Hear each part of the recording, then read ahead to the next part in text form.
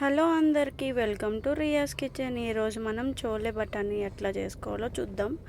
ముందుగా మిక్సీ జార్లోకి కొద్దిగా 2 టేబుల్ స్పూన్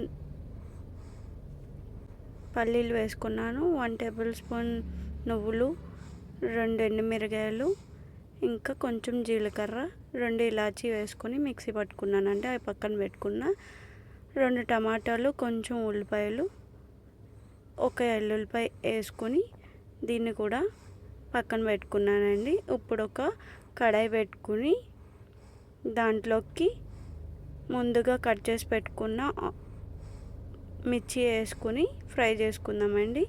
దీంట్లోకి ఒక క్యారెట్ కూడా వేసుకున్నాను, ఫ్రై చేసుకుంటున్నానండి. ఫ్రై చేసుకున్న తర్వాత ఇవి కొంచెం ఫ్రై అయిన తర్వాత దీంట్లోకి కొంచెం ఆనియన్స్ చిన్న చిన్నగా కట్ చేసుకుని అవి కూడా యాడ్ చేసుకుని ఫ్రై చేసుకుందామండి. కొంచెం ఆయిల్ ఎక్కువ వేసుకోండి, టేస్ట్ బాగుంటుంది. ఇంకా బిర్యానీ స్పైసెస్ కొంచెం వేసుకోండి, మీ దగ్గర ఉన్నవి వేసుకోండి. చెక్క, యాలకులు, లవంగాలు చాలు, ఇంకేం వేసుకోవసరం లేదు.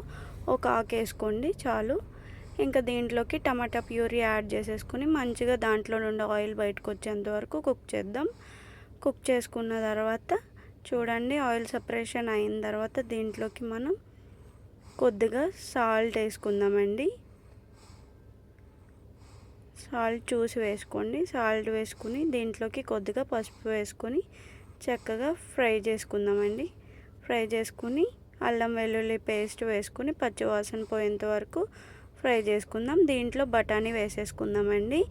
ముందుగానే నేను నానబెట్టి పెట్టుకున్నాను ఈ బఠానీని. ఇప్పుడు బఠానీ మసాలా చేస్తున్నాను. దీంట్లోకి మనం అవి ఒక 5 మినిట్స్ ఫ్రై చేసుకున్న తర్వాత దీంట్లోకి 1.5 గ్లాస్ వాటర్ పోసుకున్నాను. వాటర్ బాయిల్ అవుతున్నప్పుడు 2 టేబుల్ స్పూన్ కారం వేసుకున్నానండి. చక్కగా ఆ వాటర్ ఇంకేంత వరకు మంచిగా మగ్గనివ్వాలండి. ఇంకా ముందుగానే నేను పల్లీలది పేస్ట్ చేసి పెట్టుకున్నాను కదా, అది కూడా యాడ్ చేసేసుకున్నాను. కొత్తిమీర వేసేసుకున్నాను. చివర్లో దించే ముందు ఒక్క లెమన్ పిండేసుకోండి, చాలా బాగా వచ్చింది. ఒకసారి ట్రై చేసి మీకు ఎలా వచ్చిందో కామెంట్ చేసి చెప్పండి. నేనైతే చపాతీలో తిన్నాను, చాలా బాగుంది. ఇది ఉట్టిగా కూడా తీసుకుని తినేయచ్చు.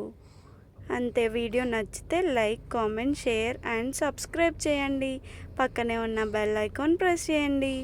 Thanks for watching. Bye bye.